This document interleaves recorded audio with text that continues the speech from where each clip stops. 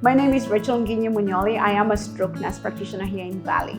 What I enjoy the most about caring for my patients is the fact that even after a very devastating diagnosis, whether they have deficits from the stroke or not, when they come to see me in the clinic, they are in a space of accepting the diagnosis. And so we walk through, this is why you had a stroke, this is what are your specific risk factors. And so talking to my patients about that and seeing them able to understand where they're coming from and what happened to them, and seeing changes down the road from things that had been uncontrolled and now are under control just from coming to the stroke clinic, I think that is so satisfying for me. It's been very satisfying. My philosophy in how I care for my patients comes from a quote by Viktor Frankl, and it says, between stimulus and response there's a space, and in that space lies our power to choose the response, and in our responses lies our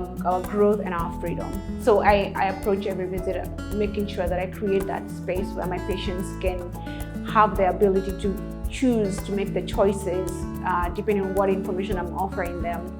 And hopefully they leave feeling that they have been empowered and that they have the freedom now to apply those changes in their lives. I try to involve patients' family members in every visit.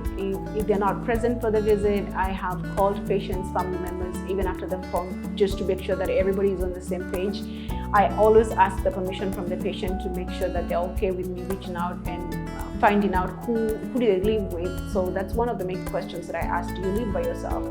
Who's concerned about you? Who would you like me to reach out and discuss your care in the plan that we have discussed today? That way there is more continuity of care, and considering that most of my patients have suffered some sort of a stroke, some sort of damage to their brain, so memory is an issue and I have to be aware of that. And so I have on many occasions called patients' family after the visits. Out of work, I enjoy cooking. We love to cook, my husband and I. We have a child, and so we're actually hoping that he'll pick up cooking just like us. And we enjoy outside activities, exercising, and reading good books. My patients get a one-stop shop. So here I can send them, if they're having seizures after their stroke, I can send them down the hall. If they're having sleep apnea, I can send them down the hall. There's a lot of camaraderie. I can reach out to anyone to speak about any complications when it comes to my patients.